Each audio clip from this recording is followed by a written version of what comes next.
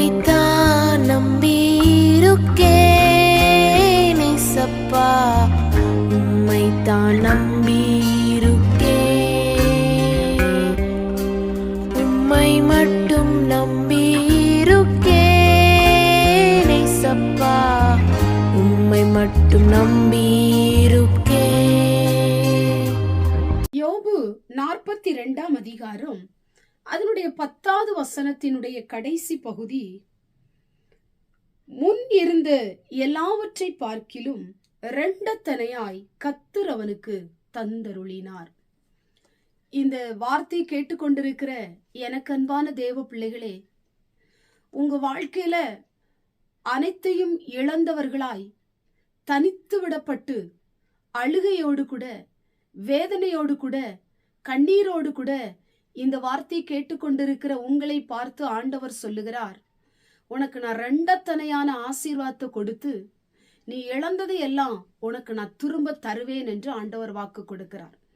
இன்றைக்கு நிறைய காரியங்களை நீங்கள் இழந்து நிற்கலாம், பணங்களை இழந்து நிற்கலாம், சொத்துக்களை இழந்து நிற்கலாம், நிறைய ஆசீர்வாதங்களை இழந்து நிற்கலாம். உங்களுக்கு வர வேண்டியது, உங்களுக்கு வந்து சேர வேண்டியது நிறுத்தி வைக்கப்பட்டது, தடையாய் நின்று கொண்டிருப்பது, பறிக்கப்பட்டது, இதெல்லாம் கர்த்தர் உங்களுக்கு இரண்டத்தனையாய் தருவேன் என்று வாக்கு கொடுக்கிறார்.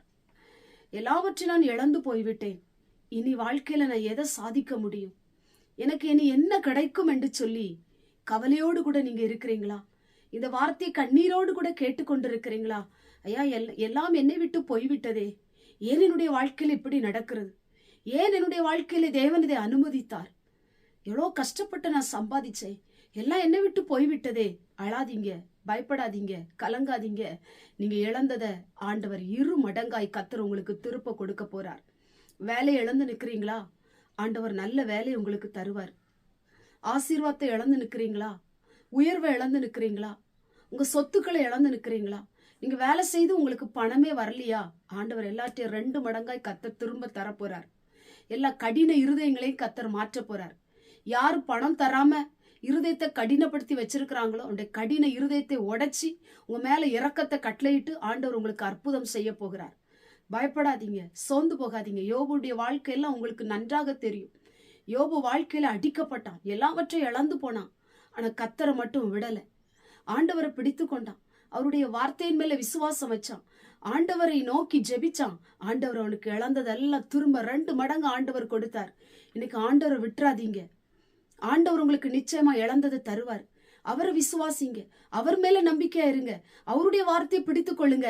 அவர் உங்களுக்கு எல்லாவற்றிலும் 2 மடங்கு கொடுத்து உங்க தலையை உயர்த்தி உங்களை பார்த்தவர்கள் முன்பாக, உங்களை நகைக்கிறவர்கள் முன்பாக, உங்களை பரியாசம் பண்ணினவர்கள் முன்பாக, உங்களை நிந்திக்கிறவர்கள் முன்பாக, உங்களை அளவைத்தவர்கள் முன்பாக நீங்கள் நிமிர்ந்து நிற்கும்படி 2 மடங்கு ஆசீர்வாதத்தை கொடுத்து உங்களை கர்த்தர் உயர்த்துவார். கண்களை மூடி ஜெபம் பண்ணுவோம். எங்கள் பரிசுத்தமுள்ள நல்ல பிதாவே, கேட்டதான வசனத்தின் மூலமாய் 2 மடங்கு உடைய பிள்ளைகளை ஆண்டவரே ஆசீர்வதித்து உயர்த்த போவதற்காய் ஸ்தோத்திரம்.